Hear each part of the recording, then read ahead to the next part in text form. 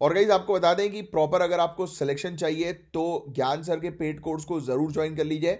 हमारे अभी बैचेस चल रहे हैं प्रीलिम्स और मेंस के लिए। जैसे आप देख सकते हैं UP PCS, BPSC, UK PSC, RO, ARO, BEO, इन सब के बैचेस चल रहे हैं। यूपी एसएसएससी के पूरे एग्जामिनेशंस की तैयारी करवाई जाती है। और अभी स्पेशल बैचेस हरियाणा, राजस्थान और छत्तीसगढ़ के लिए भी हमारे पास अवेलेबल है प्रीलिम्स के। तो इन दिए गए नंबर पर कांटेक्ट करके आप बैचेस की इंफॉर्मेशन लेकर बैचेस को ज्वाइन कर सकते हैं। गाइज आज के सेशन को स्टार्ट करने से पहले मैं आपको रूल्स बता देता हूं। आप अपने साथ पेन और पेपर लेकर बैठिए। जो भी चीज मैं आपको बताते जा रहा हूं उसको रफ में जो है वो फोकस के साथ नोट डाउन, यानी कि फोकस के साथ सुनना है, और बीच बीच में एक आधी वर्ड्स अगर लिखना चाहो तो लिखते रहना।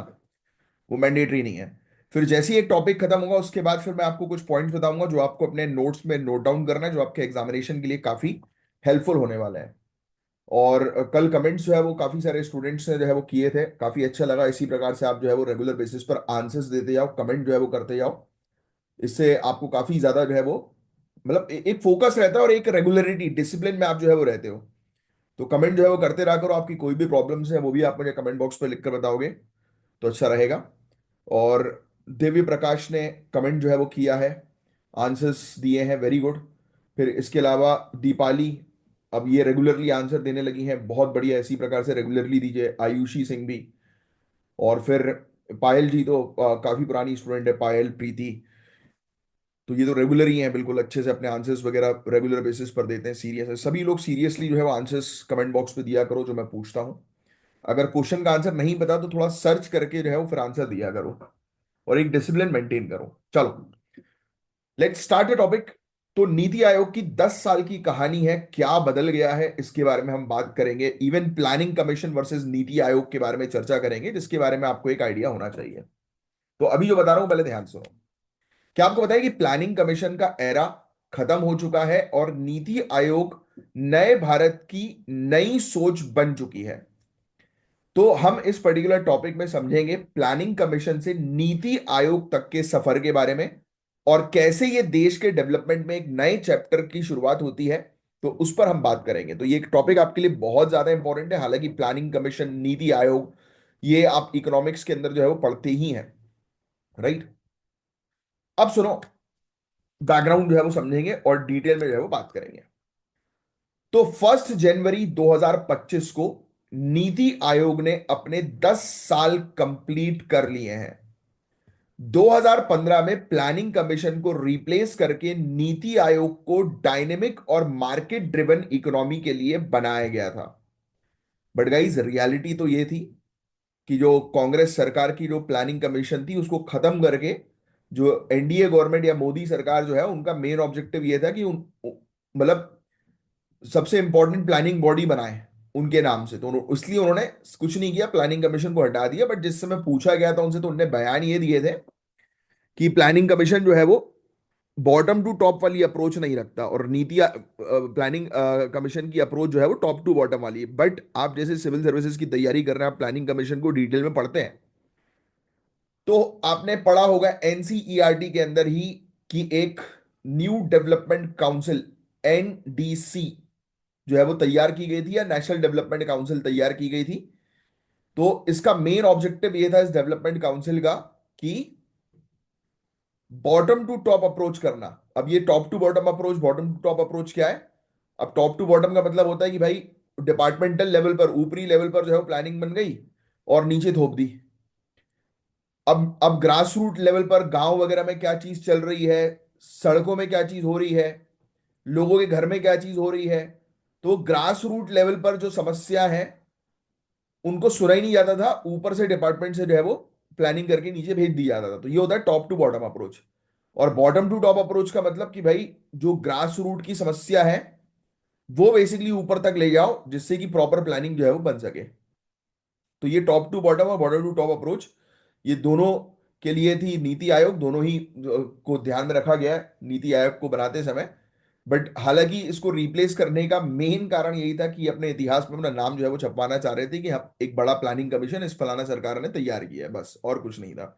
ये लिखना नहीं है बट, है ना, कुछ चीजें होती हैं लिखने की और कुछ चीजें सिर्फ दिमाग में रखने की होती है एक अंडरस्टैंडिंग के लिए। क्योंकि ये लिख दोगे आप तो फिर वो सही पड़ेगा नहीं, क्योंकि इसका जो ऑफिशियल रिकॉर्ड्स में जो चीजें होती हैं वो आपको जो है मेंस में मेंशन करनी है। बट हाँ, कभी बातचीत में जैसे जनरली जो है वो बातचीत होती है, तो आपको ये बात वाला आइडिया पता होना चाहिए। एनीवेज, तो प्लानिंग कमीशन गाइज एक सेंट्रलाइज्ड कमांड मॉडल पे काम करता था, जो फेडरल और डिसेंट्रलाइज्ड गवर्नेंस के लिए इररेलेवेंट हो चुका था।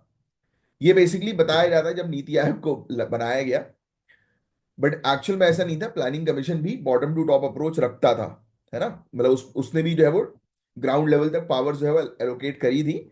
बट वो तो इनको रिप्लेस करना था, तो इसलिए इन्हें रिप्लेस किया। तो नीति आयोग का फोकस है गाइस कोऑपरेटिव फेडरलिज्म और गवर्नेंस इनोवेशन पर। ये बहुत इंपॉर्टेंट फैक्ट है जो ध्यान में रखना है। अभी कुछ मत लिखो, मैं बाद में लिखवाऊंगा। अब सुनो, आगे की जो है वो चर्चा करते हैं। देखो लेगा ना, बॉटम अप अप्रोच।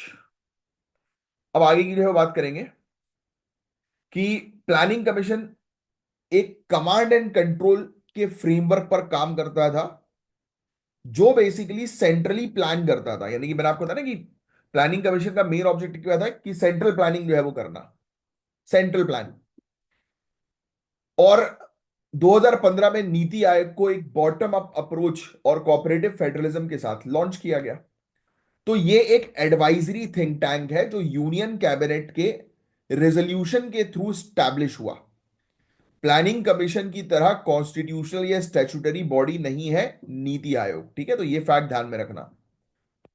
अब सुनो, नीति आयोग के कंपोजिशन को समझना आप लोग के लिए बहुत ज्यादा जरूरी है। तो इसके चेयरमैन कौन होते हैं? Honourable prime minister. Vice chairman कौन है? ऑनरेबल प्राइम मिनिस्टर के द्वारा अपॉइंट किया गया व्यक्ति। तो बताओ जरा नीति आयोग का करंट वाइस चेयरमैन का नाम कमेंट बॉक्स में लिखकर। और गवर्निंग काउंसिल इसमें होती है, जिसमें चीफ मिनिस्टर और यूनियन टेरिटरीज के लेफ्टिनेंट गवर्नर शामिल होते हैं। इसकी रीजनल काउंसिल भी है। ये स्पेसिफिक रीजन इश्यूज को एड्रेस करती है, यानी कि कुछ जो क्षेत्रीय मुद्दे होते हैं ना, उसके लिए रीजनल काउंसिल बनाई गई है। मेंबरशिप की बात करें तो इसके एक्स ऑफिशियो मेंबर्स पीएम के नॉमिनेट किए गए 4 यूनियन मिनिस्टर्स होते हैं। तो इसमें एक्स ऑफिशियो मेंबर्स पीएम बताते हैं, 4 यूनियन मिनिस्टर कौन से हैं वो। फिर इसमें एक्सपर्ट्स और स्पेशलिस्ट भी शामिल रहते हैं। एडहॉक मेंबर्स भी होते हैं, टेम्पररी मेंबर्स, रिसर्च इंस्टीट्यूशन के एक्सपर्ट्स, रोटेटिंग बेसिस पर इनको शामिल किया जाता है।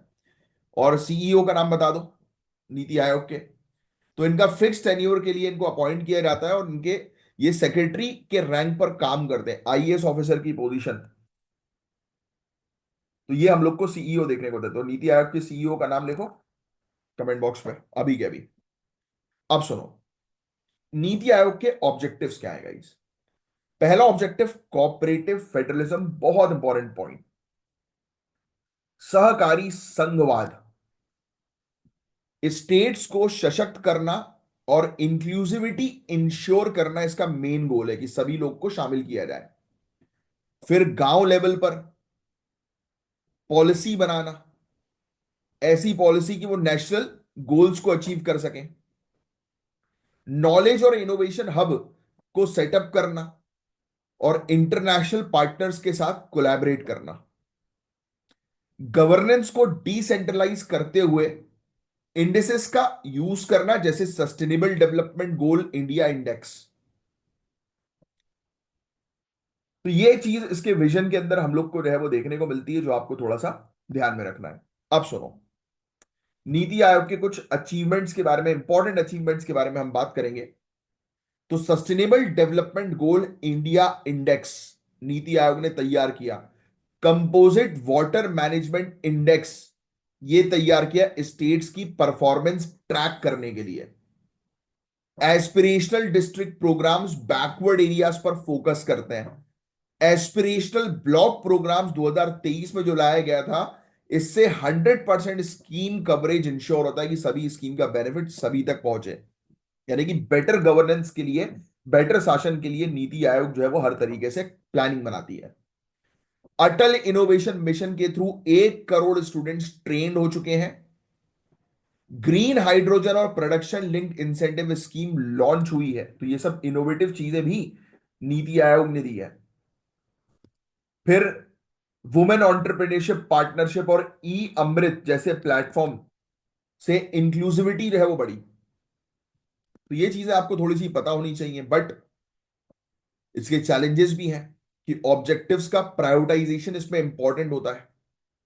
बजटरी फ्रीडम और ट्रस्ट बिल्डिंग की इसमें जरूरत हम लोग को देखने को मिल रही है, तो इस पर काम किया जाना चाहिए। तो गांव लेवल की प्लानिंग को और रोबस्ट बनाना है और मजबूत बनाना है। ब्यूरोक्रेटिक हर्डल्स को खत्म करना है, जैसे रेड टेपिज्म होता है, करप्शन होता है, और ब्यूरोक्रेट्स को अकाउंटेबल बनाना है।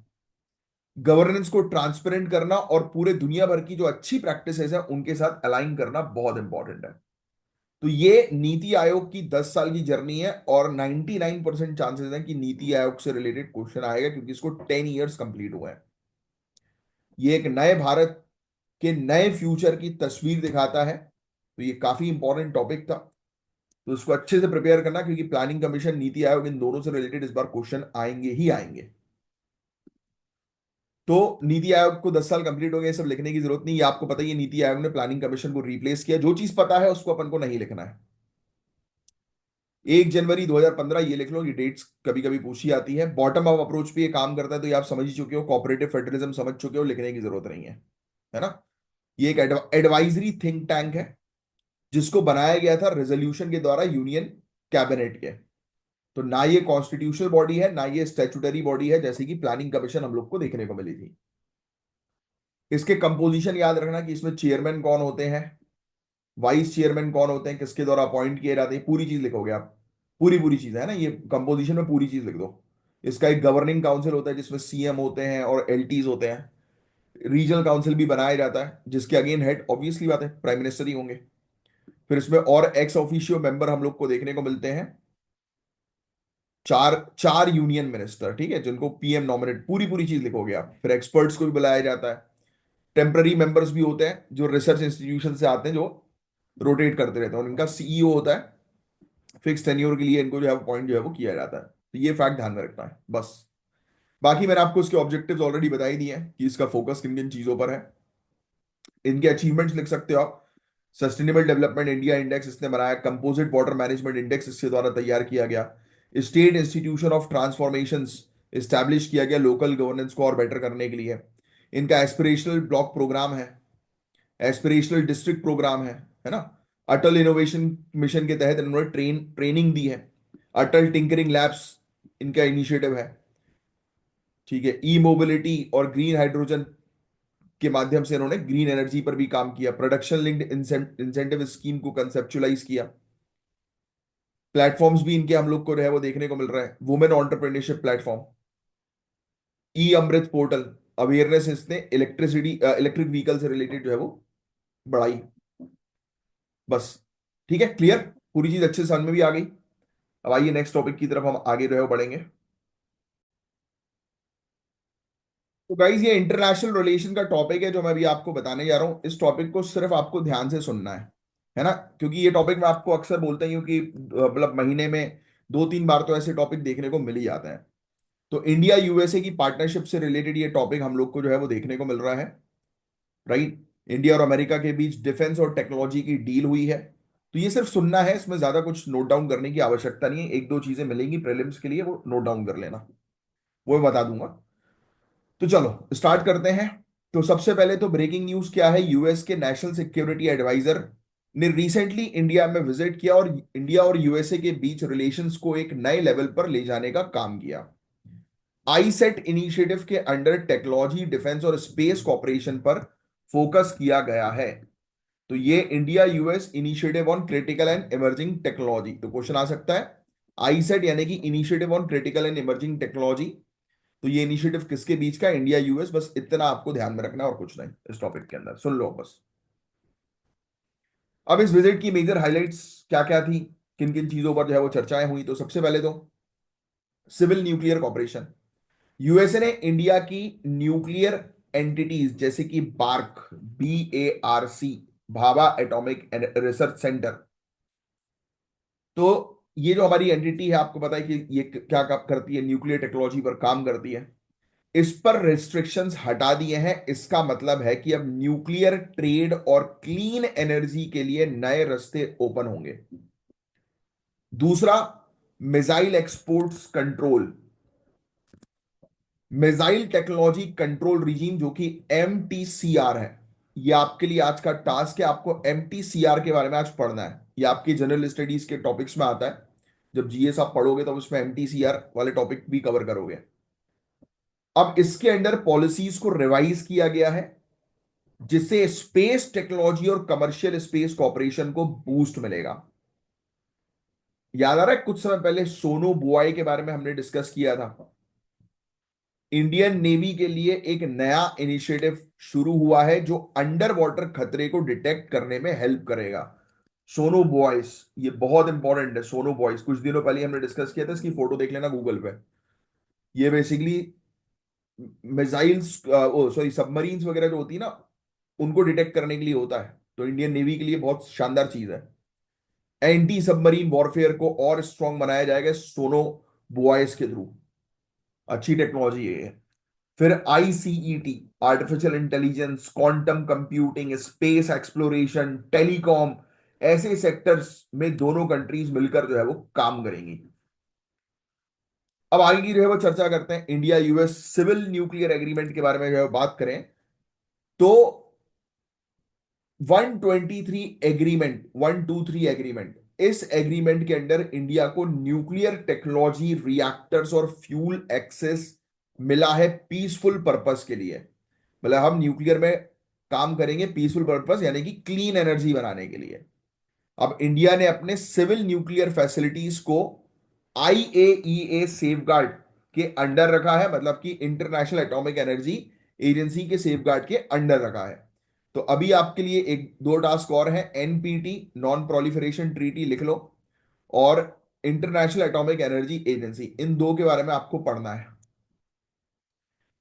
अब ये एग्रीमेंट इंडिया के non signatory status to NPT के बावजूद पॉसिबल हुआ है, तो ये काफी अमेजिंग है। जनरली क्या होता है कि जो कंट्री नॉन प्रोलिफरेशन ट्रीटी की जिन्होंने साइन किया है NPT को, सिर्फ उन्हीं को जो है वो ये सिविल न्यूक्लियर फैसिलिटीज प्रोवाइड कराता है USA। बट अब इंडिया को भी इसमें मतलब इंडिया के बार्क से इसने रिस्ट्रिक्शन जो हटाया है, तो ये USA के स्ट्रेटेजिक इंटरेस्ट के पॉइंट ऑफ व्यू से है। USA इंडिया को खुश करना चाह रहा है कि इंडिया USA के साथ हमेशा मिलके चाइना को काउंटर करता रहा है। मेन गेम USA का ये है। अब सुनो, कुछ और जरूरी बातें हैं जो सिर्फ सुनो। ऑनरेबल प्राइम मिनिस्टर, ना NSA और एक्सटर्नल अफेयर्स मिनिस्टर, यानी कि नेशनल सिक्योरिटी एडवाइजर और नेशनल अफेयर मिनिस्टर, इनके साथ मीटिंग्स में Indo Pacific security, cyber threats और मैरीटाइम सिक्योरिटी डिस्कस हुए। US NSA ने यहां अनाउंस किया कि इंडिया और अमेरिका न्यूक्लियर एंटिटीज के बीच कॉपरेशन को सिंप्लीफाई कर देगा। और IIT दिल्ली में जो है वो स्पीच हुई थी। फिर इसके अलावा सेमीकंडक्टर्स, डिफेंस मैन्युफैक्चरिंग और स्पेस कोलैबोरेशन को और स्ट्रॉन्ग करने की बात करी हुई है। तो इमर्जिंग आने वाले समय में कौन सी टेक्नोलॉजीज उभर कर आ रही हैं, उस पर चर्चाएं हुई। तो आप सोच रहे होंगे कि अब सब कुछ परफेक्ट हो गया होगा, बट नहीं गाइस, चैलेंजेस अभी भी हैं। टेररिज्म और मैरीटाइम सिक्योरिटी पर और काम करने की जरूरत है। सोनू बुआई इनिशिएटिव यहां हेल्पफुल होगा, और सोनू बुआई से रिलेटेड प्रीलिम्स में क्वेश्चन आने की संभावना 95% से ज्यादा है। AI, क्वांटम कंप्यूटिंग, ऐसी टेक्नोलॉजी में इंडिया और USA मिलकर काम करेंगे। नॉलेज शेयरिंग और ट्रेड बैरियर को कम करने की अब जरूरत है। न्यूक्लियर एनर्जी की फील्ड में रेजिलियंस लाना होगा, साथ ही जॉइंट वेंचर और मैन्युफैक्चरिंग कैपेबिलिटीज को बढ़ावा देना होगा। तो guys, India US strategic partnership का एक कॉम्प्रिहेंसिव एनालिसिस हमने देखा, और जो चीजें मैंने आपको टास्क दिए हैं बस वही आप टास्क जो है वो कंप्लीट करो। बाकी और इस टॉपिक में उतना कुछ खास नहीं था। अब ये वाला टॉपिक सिर्फ ध्यान से सुनो, जो चीज मैं बताते जा रहा हूं। फेस कवर जो बैन किया गया है, ये आजादी है या क्या है, ये आओ उस पर डिस्कस करते हैं। ये हिजाब बैन से रिलेटेड डिबेट है एक, तो इस पर हम जो है वो चर्चा करेंगे। GS पेपर 2 के लिए इंपॉर्टेंट है, ऐसे में भी आ सकता है, बट अब सिर्फ सुनो इस टॉपिक को। 1 जनवरी 2025 से स्विट्जरलैंड में फेस कवरिंग बैन इफेक्टिव हो गया है। ये चीज बस मेंशन कर सकते हो कि स्विट्जरलैंड के अंदर प्रोहिबिट कर दिया कि कोई भी अपना फेस कवर नहीं करेगा 1 जनवरी 2025 से। तो ये कंट्री का बस नाम लिखो, कभी कभी स्टेट PSC पूछ सकती है, और एक नॉलेज के लिए आपको पता होना चाहिए फैक्ट। अब सुनना बात ध्यान से। पब्लिक स्पेस में बुर्का या नकाब पहनना सख्त मना हो गया है स्विट्जरलैंड में। यह डिसीजन 2021 के रेफरेंडम से आया था। रेफरेंडम समझते हो क्या होता है? जनमत संग्रह इसको हिंदी में बोलते हैं। मतलब पब्लिक के थ्रू जो है वो वोट्स डलवाए जाते हैं कि पब्लिक क्या चाहती है। 51.2% लोगों ने इस बैन को सपोर्ट किया था, जो कि 50-50 का ही मान लो आप। यानी कि 50% लोग बोल रहे हैं कि बैन करो। आपको क्या लगता है, आपकी क्या राय है? कमेंट बॉक्स पे 2 लाइन में लिखकर बताओ आपकी राय। आपको क्या लगता है कि फेस बैन जो है वो करना चाहिए? और ट्राई किया करो कि आप जैसे स्पेशली पायल और कुछ स्टूडेंट प्रीति हैं, आप क्या करते हो, एक ही कमेंट में जो है वो पूरे वो आंसर जो है वो लिख देते हो एडिट कर करके। तो आप एक एक क्वेश्चन का आंसर एक कमेंट में डालो, छोड़ो, फिर दूसरे का दूसरे कमेंट में डालो, ऐसे करके आंसर्स डाला करो। राइट? तो ये चीज जो है वो किया करो, अलग अलग कमेंट जो है वो डाला करो। मतलब एक एक क्वेश्चन का आंसर एक सिंगल कमेंट में। तो कई बार क्या होता है कि वो उतना बड़ा रीड मोर पे जो है वो इसमें आ नहीं पाता। मैं क्या ओवरव्यू ऊपर से जो है वो देखता हूँ, तो अलग अलग कमेंट में डालोगे तो अलग अलग स्पेसिफिकली मुझे पता लगेगा कि अच्छा कौन से क्वेश्चन का हमने क्या डाला है। अब सुनो, अकेले स्विट्जरलैंड ही नहीं, फ्रांस, बेल्जियम, ऑस्ट्रिया, इन कंट्रीज ने भी ऐसे बैन्स को सपोर्ट किया है। बट क्यों हो रहा है ये सब? आप सपोर्ट करते हैं ऐसे बैन को? बताओ। ये भी लिखना, ये सब कंट्रीज भी शामिल हैं जहां पर ये इस प्रकार से बैन किया जा रहा है। अब सुनो बात ध्यान से। यूनिफॉर्मिटी और न्यूट्रलिटी की हम जो है वो चर्चा करेंगे। फेस कवर बैन करना क्या चीज है? रिलीजियस बायस कम करता है। क्या ये स्टेटमेंट सही लग रहा है आपको किसी भी तरीके से? है? ये जो बोल रहे हैं यूनिफॉर्मिटी और न्यूट्रलिटी का आर्ग्यूमेंट कर रहे हैं फेवर में, ये बोल रहे हैं कि ये धार्मिक विभाजन से मतलब अलग, मतलब लोगों को इक्वल रखता है। बट एक्चुअल में मैं आपको बताऊं तो यार देखो, इस्लामिक प्रैक्टिस जो है, अच्छा ये पब्लिक प्लेसेस की बात हो रही बाय द वे, है ना? इस्लामिक प्रैक्टिस जो है उसमें ऑब्वियस सी बात है कि बुर्का पहना जाता है, वो उनके एक कल्चर में आता है ना? तो लोगों को क्या होगा, मैंने आपको हमेशा बताया, कभी भी लोगों के रिलीजियस और कल्चरल सेंटीमेंट्स को अगर आप हर्ट करोगे तो लोग जो है वो विद्रोह करेंगे। ये अपने इतिहास में भी देखा है। इंडिया के अंदर ये नहीं करना चाहिए। क्यों? क्योंकि इंडिया एक सेक्युलर कंट्री है। हमारे कॉन्स्टिट्यूशन के अकॉर्डिंग प्रीएम्बल से ही हम लोग को देखने को मिलता है सोशलिस्ट सेक्युलर रिपब्लिक, है ना, डेमोक्रेटिक। तो हम एक सेक्युलर कंट्री है, हमारे यहाँ पर अलग अलग धर्म के लोग जो है वो रहते हैं, उनकी अलग अलग प्रैक्टिसेस है। तो आप अगर इंडिया के अंदर ये चीज बैन करोगे तो दैट इज नॉट गुड। अब आप मुझे बोलोगे अरे सर कर्नाटक हाई कोर्ट ने तो फिर इसके अगेंस्ट सुनाया, क्या बात कर रहे हो आप? देखो बॉस, कर्नाटक का जो केस था हिजाब वाला, वो स्कूल पब का था। यानी कि अब ऑब्वियस सी बात है कि आप स्कूल या कॉलेजेस के अंदर जो यूनिफॉर्म्स हैं, you have to wear that, है ना, उसको आपको फॉलो करना पड़ेगा। एग्जाम्पल के तौर पर एक क्लब है, भाई क्लब क्लब का क्लब में एक थीम पार्टी चल रही है, क्लब के बाहर जो है वो मेंशन्ड है, आपको अगर क्लब के अंदर आना है तो आपको जो है वो फॉर्मल ड्रेस जो है वो पहननी पड़ेगी, है ना, या फिर आपको कोट पहनना पड़ेगा। ऐसी कुछ कंडीशंस होती हैं। बिना शूज के आप एंटर नहीं कर सकते क्लब में, तो क्लब के रूल्स होते हैं वो। तो ऑब्वियस ही बात है कि किसी भी एक पर्टिकुलर जगह की अपनी एक मर्यादा होती है। या तो फिर आप जगह छोड़ दो, नहीं पसंद तो जगह छोड़ दो ना। अभी यार जैसे वेज नॉन वेज रेस्टोरेंट हम खुद चूज करते हैं ना, भाई प्योर वेज रेस्टोरेंट जा रहे हैं हम, जैन कम्युनिटी से जो लोग बिलोंग करते हैं वो स्पेसिफिकली जैन वाले रेस्टोरेंट जाते हैं। क्यों? क्योंकि उनको पता है कि उनको फूड उस तरीके का चाहिए। तो that is what you are choosing ना। तो अगर किसी स्कूल के अंदर अलाउड नहीं है तो यू कैन नॉट, मतलब यू चूज ना कि मत जाओ। बात वही। बट इंडिया के अंदर बैन करना is not a feasible solution, क्योंकि इससे स्थिति खराब हो सकती है। We are a secular country. तो ये जो डिसीजन है, आप अगर मेंस का आंसर लिख रहे हो तो ये डिसीजन आप ये मेंशन कर सकते हो कि let's court decide and the parliament decide and the people of India decide what to do what not to do. Next, तो ये पहला वाला फेवर में तो मुझे लग ही नहीं रहा कि कहीं से भी ये रिलीजियस बायस को कम करेगा, बिल्कुल नहीं, इससे बल्कि और पॉपुलेशन भड़क जाएगी, दंगे तक हो सकते हैं। फिर इससे काफी लोग मानते हैं कि ये पैट्रियार्कियल नॉर्म्स को चैलेंज करता है जो महिलाओं की फ्रीडम को लिमिट करते हैं।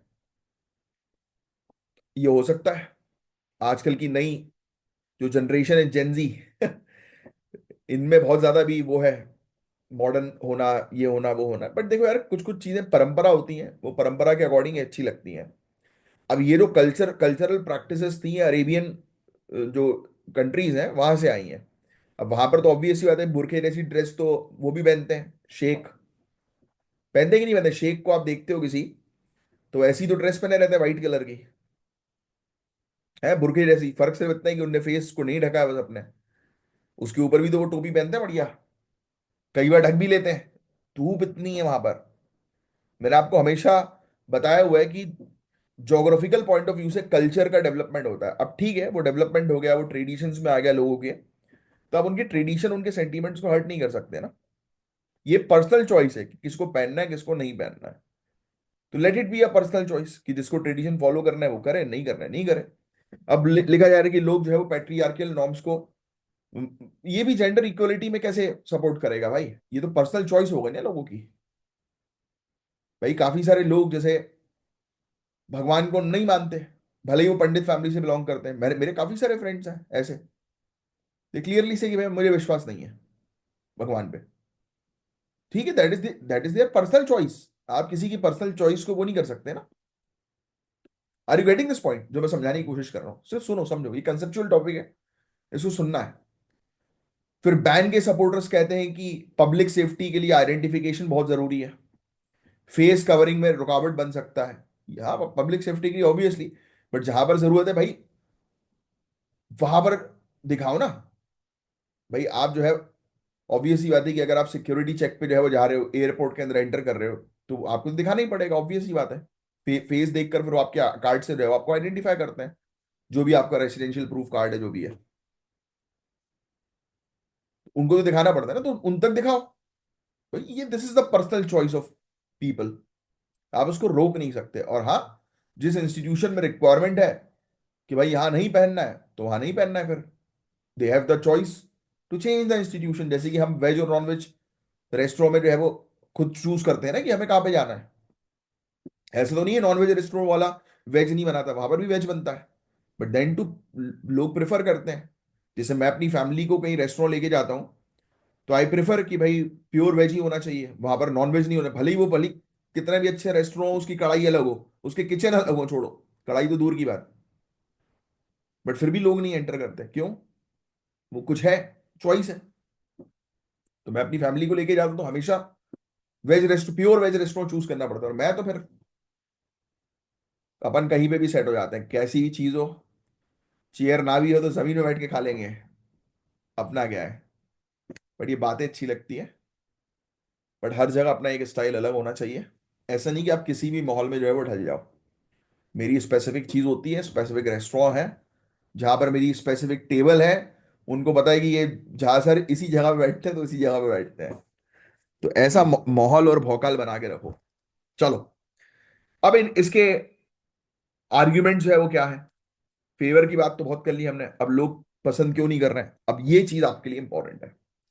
इंडिया के अंदर आर्टिकल 25 जैसे अधिकार का उल्लंघन करते हैं ये बैंस, जो हमें रिलीजन प्रैक्टिस करने का अधिकार देते हैं। फिर जो मैंने आपको बताया, पर्सनल चॉइस, महिलाओं की चॉइस की रिस्पेक्ट होनी चाहिए, यानी कि जो उनको पसंद है भाई, बुर्का या हिजाब पहनना उनके पर्सनल डिसीजन है, उनकी आस्था है तो पहने, नहीं है तो कोई बात नहीं भाई, फोर्स नहीं होना चाहिए बस। फिर रिलीजियस अटायर के बैन कंजर्वेटिव फैमिलीज के स्टूडेंट को डिस्करेज करते हैं, स्पेशली लड़कियों को। ये पॉलिसीज माइनॉरिटी कम्युनिटीज को अलग कर सकती हैं, जो सोसाइटी के डिवीजन को और डीपेन करती हैं। तो इंडिया का जैसे ये केस था, कर्नाटक सरकार ने 2022 में हिजाब्स को गवर्नमेंट इंस्टीट्यूशन में बैन किया है। हाई कोर्ट ने कहा है कि हिजाब एसेंशियल रिलीजियस प्रैक्टिस नहीं है। सुप्रीम कोर्ट का स्प्लिट वर्डिक्ट अभी भी इस डिबेट को ओपन रखता है।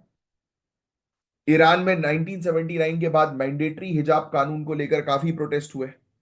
रीसेंट प्रोटेस्ट हम लोग को महासा आमिनी की डेथ के बाद रिन्यू हुआ, जो जेंडर इक्वलिटी और पर्सनल फ्रीडम की डिमांड्स को हाईलाइट करता है। तो ये सब ये लिख लो, केसेस की आपको थोड़ी सी इंफॉर्मेशन होनी चाहिए। ईरान के अंदर।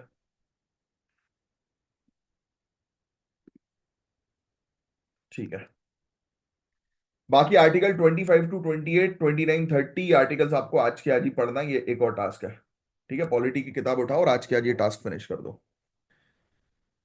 अब गाइस देखो, पॉलिसीज बनाते समय कुछ चीजों का ध्यान रखना बहुत जरूरी है। डायलॉग्स और म्यूचुअल अंडरस्टैंडिंग होनी चाहिए, सभी के फेवर में होनी चाहिए पॉलिसी। और कपड़े वस्त्र जो होता है ना, अटायर या बिलीफ से हटकर सबको इक्वल एजुकेशन एक्सेस देना बहुत जरूरी है। कानून और पॉलिसीज ऐसी होनी चाहिए जो कल्चरल डाइवर्सिटी को रिस्पेक्ट करे। और देखो, हर एक जगह की अपनी एक अलग वो होती है। जैसे फॉर एग्जांपल, मुझे अगर कोई रिलीजियस इंस्टीट्यूशन में जाना है, मंदिर जाना है, वहां पर कोई इंपॉर्टेंट काम है, यानी कि पूजा है, तब तब मैं जो है वो कुर्ता पैजामा पहन के जाता हूँ। मतलब कुर्ता और जीन्स पैजामा मुझे अच्छा नहीं लगता, तो इसलिए मैं नीचे जीन्स डाल देता हूँ, तो कुर्ता पहन के जाता हूँ। है ना, किसी की मैयत वगैरह में जाना है, तो वहां पर उन कुर्ता पहन के जाते हैं व्हाइट कलर का। यस। तो ये क्या है, एक इंस्टीट्यूशन के अटायर है। तो ऑब्वियस सी बात है कि स्कूल में जो यूनिफॉर्म है, तो वो स्कूल की पॉलिसी है ना भाई, आपको यूनिफॉर्म पहन के जाना है। आप वहां पर मंदिर में जो कपड़ा पहन के जा रहे हो वो थोड़ा पहन के जाओगे। तो दैट पीपल शुड अंडरस्टैंड। क्या होता है कि लोगों का टेम्परामेंट हाई है, इसलिए ये इशू हो रहा है। लोग चीजें समझ समझ ही नहीं पाते, शॉर्ट टेम्पर्ड होता है। ये कॉमन मैन की बात करो, आप लोग की बात नहीं है। आप लोग आने वाले समय के अधिकारी लोग हो, आपका टेम्परामेंट सुपर हाई है चीजों को लेकर। गोबर्धन स्कीम काफी इंपॉर्टेंट स्कीम है ये। तो गोबर्धन स्कीम का मेन ऑब्जेक्टिव क्या है? सर्कुलर इकोनॉमी को प्रमोट करना। सर्कुलर इकोनॉमी के अंदर गाइस 4R आता है, 4R। वो कौन से 4R हैं, नीचे कमेंट बॉक्स पे लिख कर बताओ, देखते हैं किसको बताइए, पढ़ा चुका हूं मैं। इसमें ऑर्गेनिक वेस्ट को जो है वो हम लोग वेल्थ में कन्वर्ट कराने की, गोबर को जो है वो बायोगैस, सीबीजी प्लांट्स में जो है वो कन्वर्ट किया जा रहा है, कंप्रेस्ड बायोगैस प्लांट। ठीक है। फिर गोवर्धन पोर्टल के अंदर डेटा की कमी है। फिर स्कीम जो है वो इंप्लीमेंट की जाती है department of drinking water and sanitation, ministry of जल शक्ति के द्वारा। ये फैक्ट बहुत इंपॉर्टेंट है, ध्यान में रखना है। टाइडल टेल्स इन गैलेक्सी क्या है भाई? ये तो टाइडल टेल जो है ये कब बनती है? ये बेसिकली ग्रेविटेशनल इंटरेक्शंस के दौरान जो है बनती है, यानी कि ग्रेविटी पुल के कारण जो है ये टेल हम लोग को जो है वो देखने को मिलती है। और कुछ ही पोर्शन हम लोग को गैलेक्सी के स्टेलर फॉर्मेशन का देखने को मिलता है, जो टाइडल टेल्स के अंडर रहता है। और टाइडल टेल जो है वो NGC 3785 से एसोसिएटेड है। अरे यार, ये इंपॉर्टेंट, इससे रिलेटेड नोट्स मत बनाना अभी, ये वाला काम करिए। ये इससे रिलेटेड जरूर, इससे रिलेटेड गोवर्धन स्कीम के बारे में तो आपको पता ही है भाई। नहीं पता तो ये बेसिक सी दो चार चीजें जो है वो उसमें लिख लेना बस, दैट्स इट। तो गोवर्धन इनिशिएटिव से रिलेटेड एक मेंस का भी क्वेश्चन है कि ये प्रमोट कर रहा है इकोनॉमी और सस्टेनेबल एनर्जी को, तो उसको एनालाइज करो, इस स्कीम की प्रोग्रेस, क्या क्या चैलेंजेस ये स्कीम में देखने को मिल रहा है, और क्या पोटेंशियल है कि इंडिया की एनर्जी और वेस्ट मैनेजमेंट गोल अचीव करने का इसमें। तो ये बहुत इंपॉर्टेंट फैक्ट्स हैं जो आपको थोड़ा सा ध्यान में रखना है। That's it.